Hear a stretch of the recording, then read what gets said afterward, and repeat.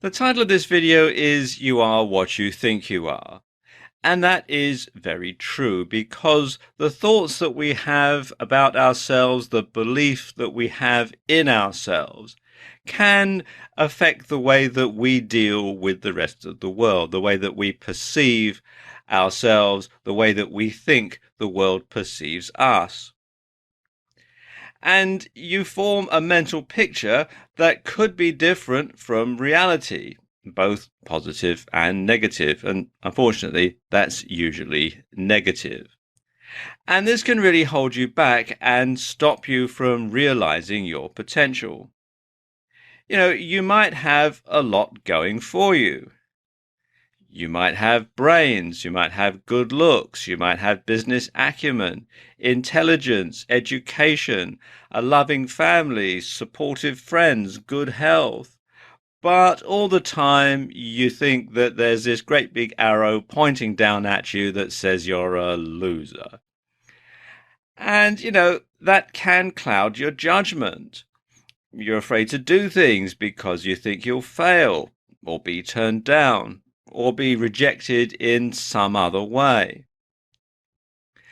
And if you think that way, you're not alone. Lots of people think this way.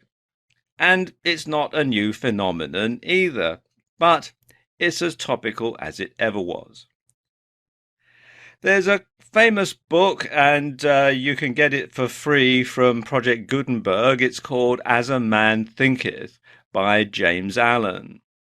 And when it was first published back in 1903, it really was a pioneering and groundbreaking book because in some ways it really is the godfather of all self-help books that are out there. And it's all about changing the way that you think.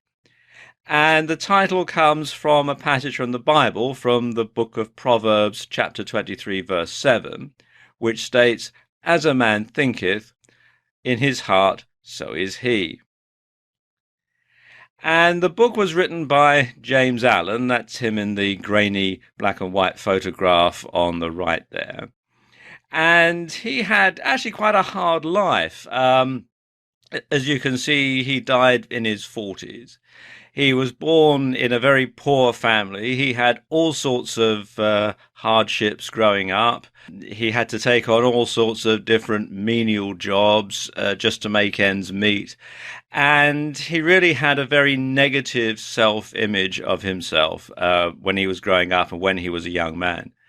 But he managed to turn that around. He managed to change his thought processes. And he managed to actually become a very successful writer. First of all, writing for newspapers and magazines, and later on writing as a book author. And in a way, the preface for the book is really his own story. And he says here that the book shows how, in his own thought world, each man holds the key to every condition, good or bad, that enters into his life, and that, by working patiently and intelligently upon his thoughts, he may remake his life and transform his circumstances. And that's exactly what James Allen did. And as I say, even though he didn't live to be very old, by the time that he died, he was actually much wealthier and I dare say a much happier person than he was in his early life when he was growing up in quite poor circumstances. Let me share some quotes from the book with you. Now, do bear in mind that this book was written in 1903, so they're all from a male perspective, but they can equally apply to women as well as men. And the first one, which I think really sums up the whole book, is men do not attract what they want, but what they are. Another one is, a man is literally what he thinks, his character being the complete sum of all his thoughts. So again, it ties in with the title of the book, What You Think is What You Are. Another good one is, circumstance does not make the man, it reveals him to himself. So it's not the circumstances that you're in, it's how you deal with them that really matters. You cannot travel within and stand still without. I think that's pretty self-explanatory. The soul attracts that which it secretly harbours, that which it loves, but also that which it fears. And that ties into what's known today as the law of attraction, that, what you hope for, what you want is drawn to you, but also what you're afraid of is also drawn to you.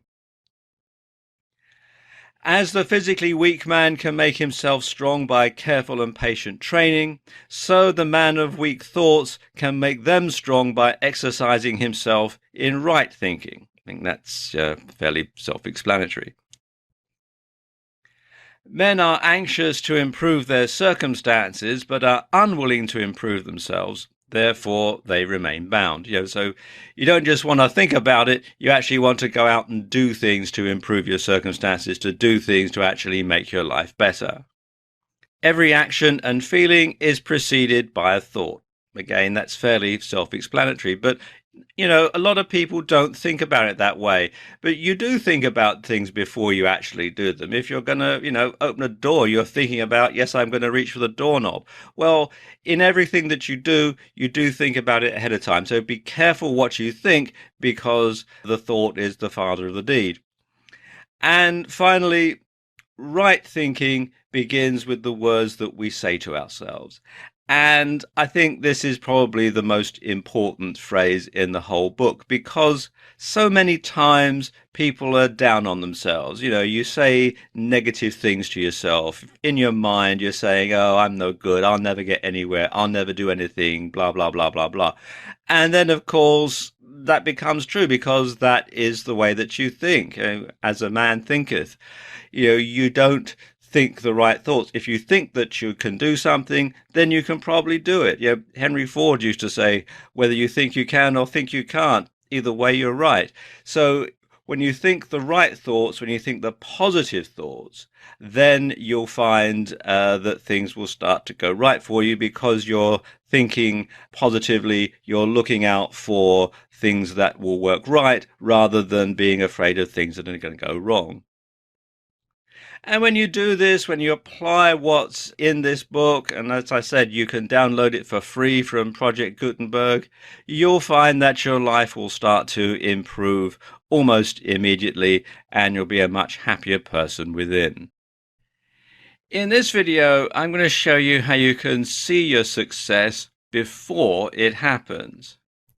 Now, I'm not saying that you should go out and get a crystal ball or anything like that. That's not what I have in mind at all. What I'm suggesting is that you use the power of your mind to achieve your goals. And this technique is called visualization. And the theory behind it is that if you see your goal, you're going to be more likely to complete it. So you want to use your imagination, but don't just see yourself completing the task.